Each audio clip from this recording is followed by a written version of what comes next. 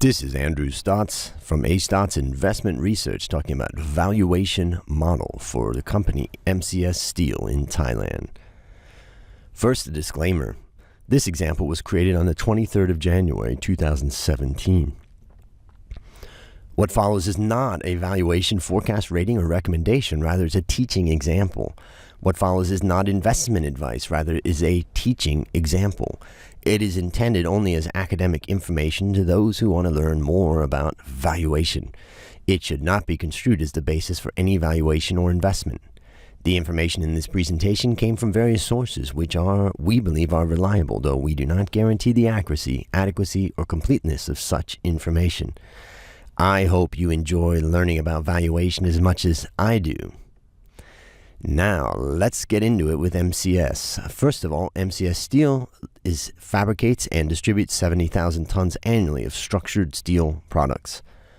Its main product is steel beams used predominantly in construction of high-rise buildings. Exports to Japan account for the vast majority of the group's revenue, with the rest mainly domestic sales to local construction companies. M.C.S. is involved in the production and distribution of high-grade steel beams. It ships virtually all its steel to the major Japanese construction companies. M.C.S. also supplies Nippon Steel and Sumitomo Metal Company, Japan's largest and world's second largest steelmaker. The company runs 12 factories which are in Ayutthaya province north of Bangkok with annual capacity of 70,000 tons per year. Now, the revenue breakdown by segment, we can see that this company is highly focused. It's 98% steel fabrication. Another 2% comes from scrap. Now, the delivery work by geography and customer is 72% is being delivered to Kojima, another 15% to Obayashi, and 8% to Nippon. So it's focused on exporting out of Thailand. Let's go through the forecast section and see the rough idea for forecast. And what we can see in this company's case is that we have a very strong recovery that's been happening, and you can see it right here. Boom, in 2015, and that's continued in 2016.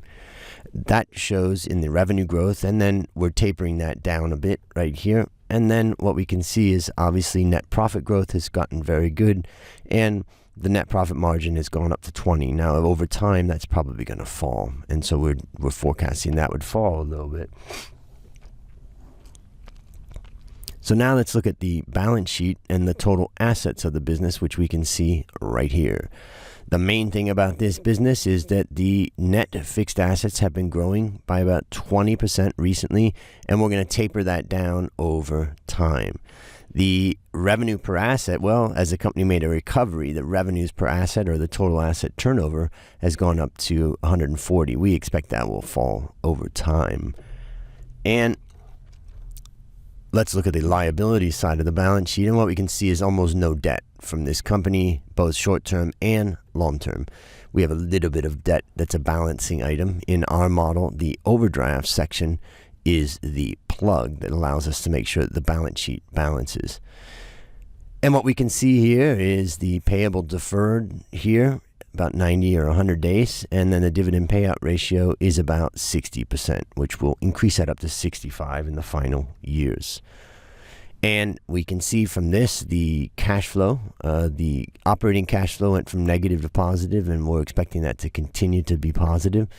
And then we can see, for instance, here the large amount of dividend being paid out as profitability continues to rise and as the dividend payout ratio rises slightly. So the operating cash flow as a percent of sales, it's about 20%. So now let's move into the valuation section of it. And the first we want to look at the free cash flow and our assumptions there. In the free cash flow, we start with the NOPAT, which is this item right here, net operating profit after taxes. We add depreciation, we take away CapEx, and we take away change in working capital. Of course, these two items are the investments that's required by that company. And what we can see is that the free cash flow to the firm is growing reasonably steady. What we can see here is 34, 12, 5, 10, 7, and that's our forecast right now for free cash flow to the firm. The next thing we want to do is we want to look at the invested capital, and we can see invested capital including cash and invested capital excluding cash. Now, the one that we're going to look at as far as growth is concerned is including cash. And here we can see, let's say, a 12% or so growth, and that will come down to 10 and then slow from there. And the return on invested capital, of course, got massive given this improvement that they've had over the last couple of years. We expect that will taper down. And in the fade period, this is just the first 2 years of the fade period, then we're going to see that taper down more. So finally, let's look at the earnings per share of the company. Went from almost nothing up to 1.17, 2.32. This is in Thai baht. And we can see the growth there. And we do have a little bit of an increase here in the dividend payout ratio. So we can see that the dividends per share is outpacing the earnings per share in a couple of those years right here when we were changing or increasing here. So now let's look at the cost of capital portion of the valuation. And again, in Thailand, we're assuming a 4% risk-free rate from now into eternity and a market premium of 8%, which gives us a market return of 12%. That's our assumption across all companies in Thailand. Now, this company's got a beta that has been very low if we look at beta over a 10-year period, but closer to 1 recently. So we're going to use 1. That gives us a cost required rate of return, or a cost of equity of 12%.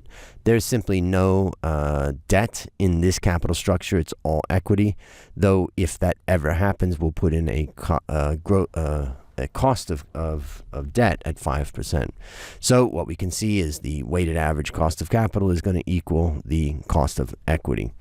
So now let's move into the next section where we want to understand what we're assuming on terminal growth rate, in this case 3%. When is our final discrete year? And that is 2021. So if we go down here, we can see that 2021 right here, and that's where the line changes from blue to red.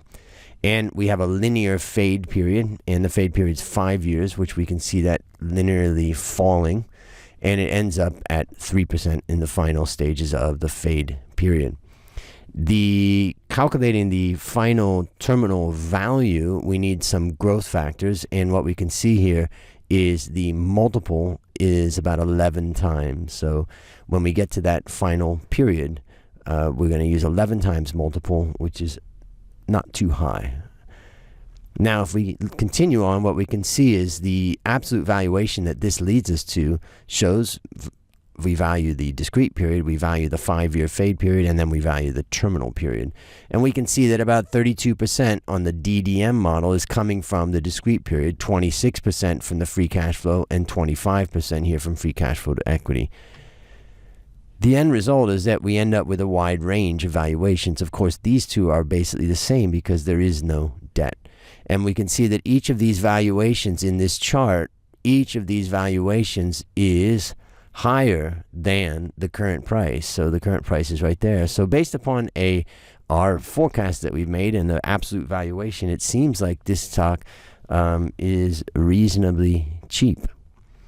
Now let's go on to the valuation relative to the materials sector, which is what sector this company is in. And we look at the materials sector in Thailand, in Asia ex-Japan, and in the world. And what we see is that the PE of this company is very low, and almost half of what it is for the overall sector. And the growth is pretty strong and about in line here. So if we look at it on a PE to growth ratio, what we can see is that the company here is cheaper than Thailand, than Asia ex-Japan, and then the world. If we switch over to the price to book value, we can see the price to book value for this company is about 2 times. So a little bit more expensive than Thailand and Asia, but what we can see is that ROE is massive compared to the other countries. Therefore, the company appears to be cheap on a price to book to ROE basis. Finally, let's look at the sensitivity analysis, and we look at sales, profits, the profit margin here, and we look at the discount rate, and we look at the terminal growth. So basically, if we go through this, we can see that the highest sensitivity for most companies anyways is gross margin.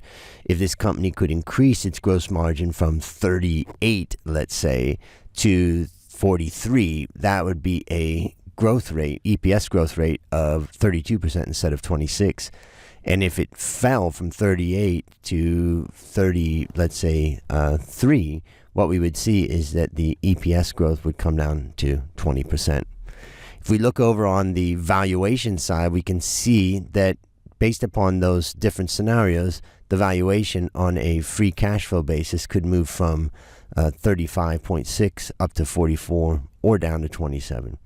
So that gives a background on the company M.C.S. Based upon what we see, it appears that the company is reasonably cheap. Got any questions, any comments, any suggestions? I'll leave them in the comments below, and I'll see you soon.